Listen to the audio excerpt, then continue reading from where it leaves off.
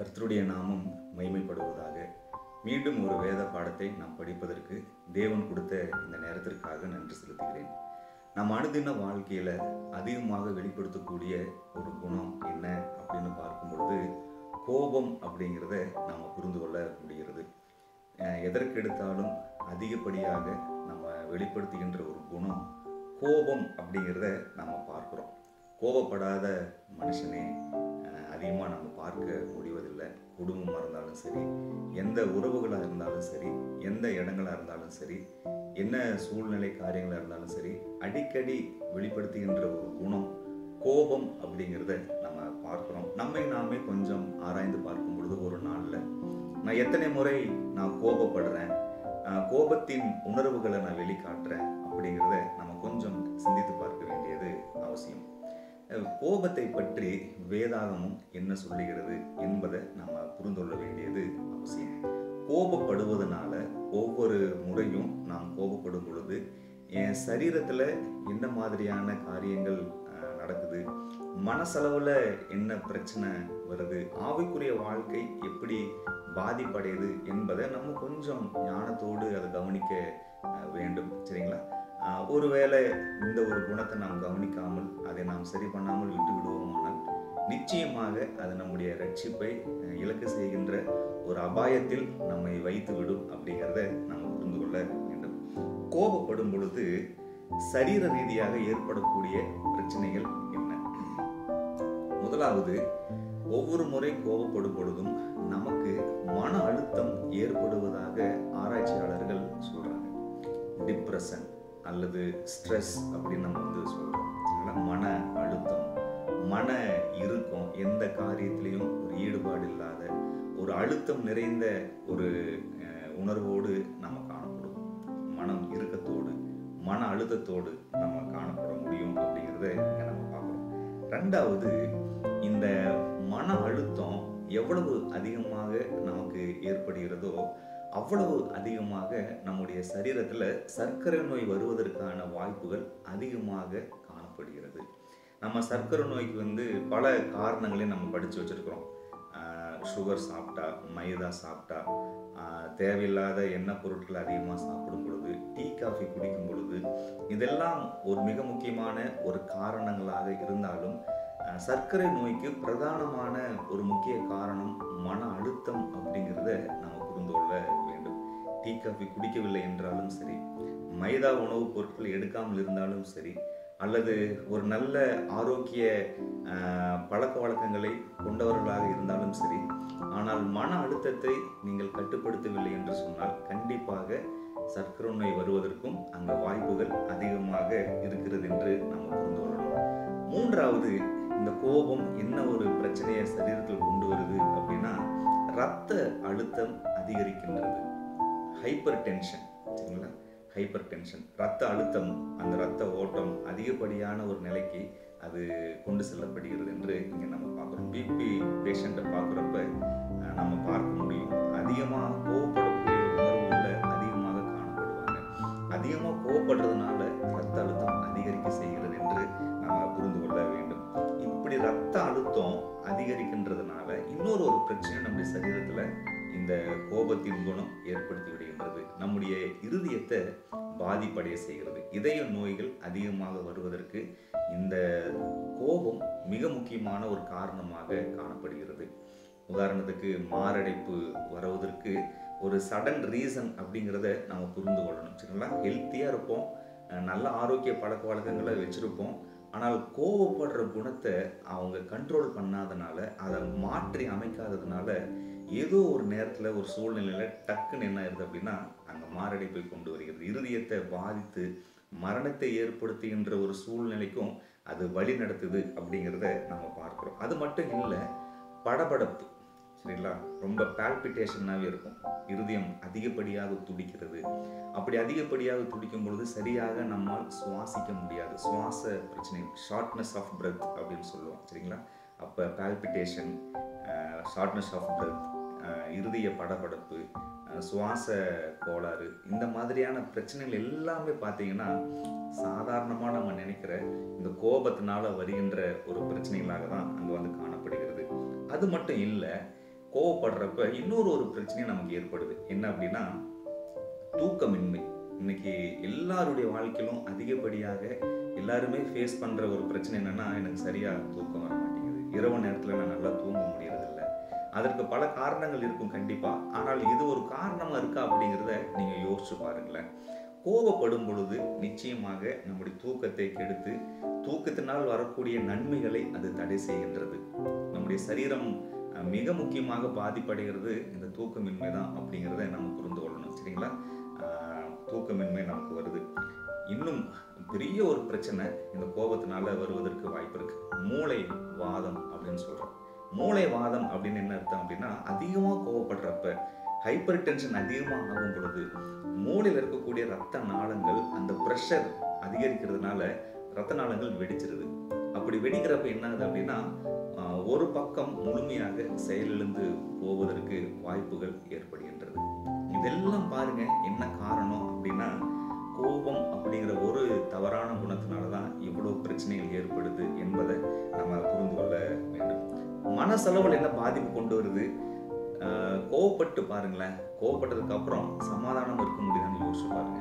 உண்மையிலேயே அந்த சமாதானம், அந்த ஒரு அமைதி, அந்த ஒரு சந்தோஷம் இதெல்லாம் இருக்குதா அப்படிங்கிறத கொஞ்சம் சிந்திச்சு பாருங்க. ரெண்டாவது, கோவப்பட்டு எல்லாம் சண்டையெல்லாம் போட்டு எல்லாம் வார்த்தையெல்லாம் பேசி எல்லாம் முடிச்சதுக்கு அப்புறம் நீங்க தனிமையா இருக்கும்போது யோசிச்சு பாருங்களேன், மனசு எவ்வளவு குற்ற உணர்வோடு காணப்படும் அப்படிங்கிறதையும் நீங்க புரிந்து கொள்ள முடியும். இதற்கெல்லாம் காரணம் என்ன அப்படின்னா, இந்த கோபம் யாருடைய மனசுல இருக்கோ அந்த மனசு தவறுகளை மன்னிக்கக்கூடிய ஒரு நிலையில இருக்கவே இருக்காது. அந்த தவறுகளை மன்னிப்பதில்லை, தவறுகளை சரி செய்வதில்லை, அந்த ஒரு உறவுகளை சரிப்படுத்தக்கூடிய, அந்த கசப்புகளை சரிப்படுத்தக்கூடிய, வெறுப்புகளை சரிப்படுத்தக்கூடிய அந்த ஒரு அனுபவங்கள் இல்லாமல் தான் இருக்கும் அப்படிங்கிறத இங்க நம்ம புரிந்து கொள்ள வேண்டும். சரிங்களா?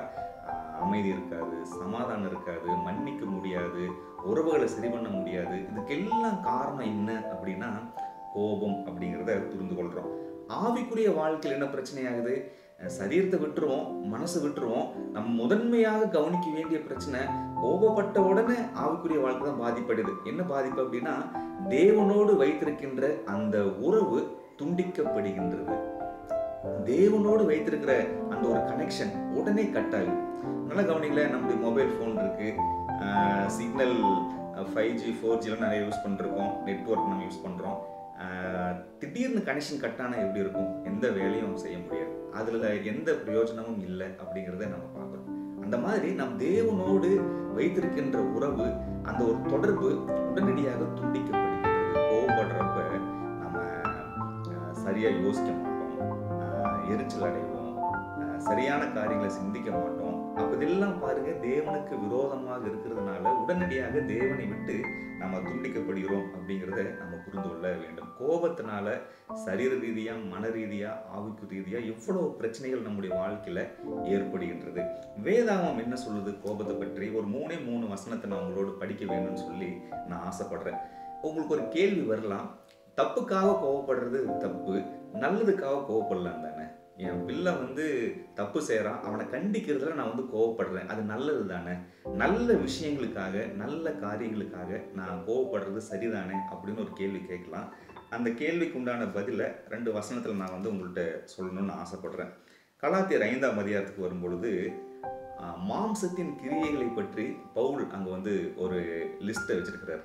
ஆவியின் கனியை பத்தி சொல்றாரு, மாம்சத்தின் கிரியைகள் என்னென்ன அப்படிங்கிறத விளக்குறாரு.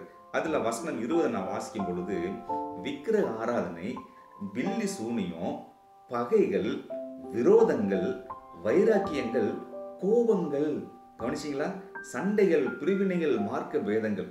அப்ப மாம்சத்தின் கிரியைகள்ல பவுல் எதையும் வச்சிருக்கிறார், ஆண்டவர் எதையும் எழுத வச்சார் அப்படின்னா கோபங்கள் அப்படிங்கிறத புரிந்து கொள்ள வேண்டியது அவசியம். சரிங்களா? பாருங்க, கோபம் என்பது அது மாம்சத்தின் கிரியைகள்ல வைக்கப்பட்டாச்சு. ஆவியின் கனிகள்ல நல்ல கோபம் அப்படின்னு எதுவுமே வைக்கல. கோபம்னாவே அது மாம்சத்தின் கிரியை தான். பாருங்க, நம்ம நல்லதுக்காகவே கோபப்பட்டாலும் அல்லது தவறுக்காகவே கோபப்பட்டாலும் கோபம் தான், அது மாம்சத்தின் கிரியை அப்படிங்கிறத புரிந்து கொள்ளணும். அது தேவன் வெறுக்கின்ற, தேவன் அருவருக்கின்ற, அது பாவத்தின் கிரியைகளாக அது காணப்படுகிறது. கோபம் ஒருபோதும் நம்ம நல்லதுக்காக கோபப்பட்டா அது நல்ல குணமா அது காட்டப்படாது.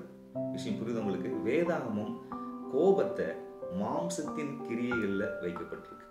அது ஒருபோதும் நல்லதுன்னு சொல்லி அது வேதம் நமக்கு சொல்லல. யாக்கோபு 1ஆம் அதிகாரத்துக்கு வந்தீங்கன்னா 20வது வசனத்தை வாசிக்கும் பொழுது, மனுஷருடைய கோபம் தேவனுடைய நீதியை நடப்பிக்க மாட்டாது. இப்ப நம்ம படுற கோபத்துல என்ன காணப்படல அப்படின்னா, தேவனுடைய நீதி அங்க காணப்படவில்லை. தேவன் கோபப்படுறாரு, ஆண்டவர் கோபப்படுறாரு அப்படின்னா அவர்கிட்ட நீதி இருக்கு. அவர் பாவம் இல்லாதவரா வாழ்ந்தார், அவர்கிட்ட பாவம் இல்லை, நீதியை வச்சிருக்கிறார். அந்த நீதியில நியாயம் இருக்கும், உண்மை இருக்கும், சரியானது காணப்படும். ஆனால் நம்முடைய வாழ்க்கையில நம்ம வெளிப்படுத்துற கோபத்துல நீதி இருக்கவே இருக்காது. கண்டிப்பா அதுல சுயநலம் காணப்படும், கண்டிப்பா அதுல நமக்கு சாதகமான விஷயங்கள் தான் காணப்படும். அதுல எந்த விதத்திலையும் ஒருவேளை தேவனுடைய நீதியை நம்ம வெளிப்படுத்தவே முடியாது அப்படிங்கிறத இங்க நம்ம பார்க்கிறோம். அப்ப தேவனுடைய நீதியை வெளிப்படுத்துற அளவுக்கு நம்ம கிட்ட அந்த குணம் இருக்கா கோபத்தை காட்டுறதுக்கு அப்படின்னா இல்லவே இல்லை. இப்படிப்பட்ட சூழ்நிலையில நம்ம என்ன தைரியத்துல கோபத்தை வெளிப்படுத்த முடியும் அப்படிங்கிறத புரிந்து கொள்ளணும். பாவத்தினுடைய விளைவுனால நம்முடைய உணர்வுகள் மாற்றப்பட்டு அடிக்கடி கோபப்படக்கூடிய சூழ்நிலை பலவீனம் இருக்கு.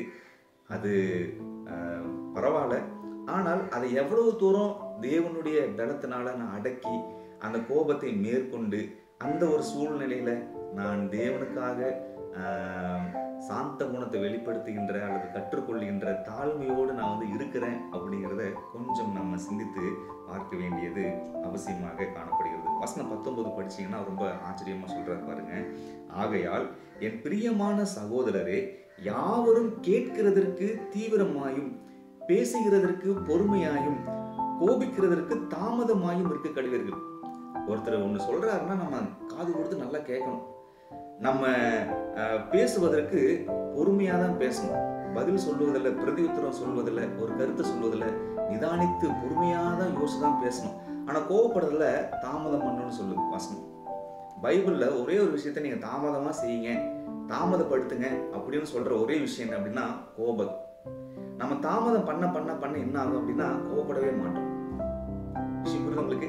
டக்கு டக்குன்னு கோவப்படுறோம். அந்த டக்கு டக்குங்கிற அந்த ஒரு அனுபவத்தை தாமதிச்சுட்டே பாருங்களேன், தாமதமா ஏற்படுத்தி பாருங்களேன், தாமதம் பண்ணி பாருங்களேன். தாமதம் ஆக ஆக ஆக நம்ம கோவப்படுற அந்த ஒரு தன்மையை அங்க மாற்றப்படும். சரிங்களா? கோபம் குறைஞ்சிட்டே வரும்.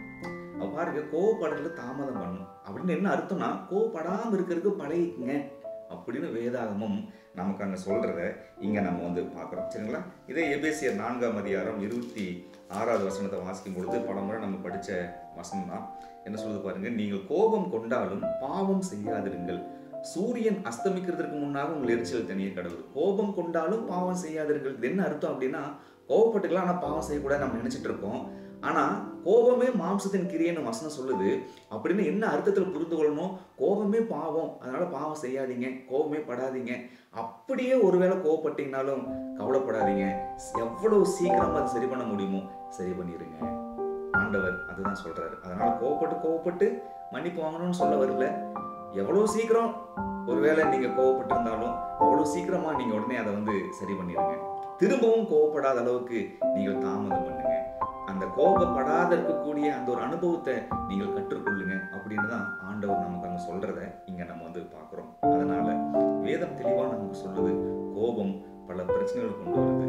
பிசிக்கலி, மென்டலி, ஸ்பிரிச்சுவலி நிறைய பிரச்சனைகளை நமக்குள்ளாக ஏற்படுத்துது, ரட்சிப்பை இழக்க செய்யுது அப்படிங்கிறத இங்க நம்ம பார்க்கிறோம். ஒருவேளை நம்ம வாழ்க்கையில கோபப்படுற குணம் அதிகமா இருக்கும் என்று சொன்னால் இந்த நேரத்துல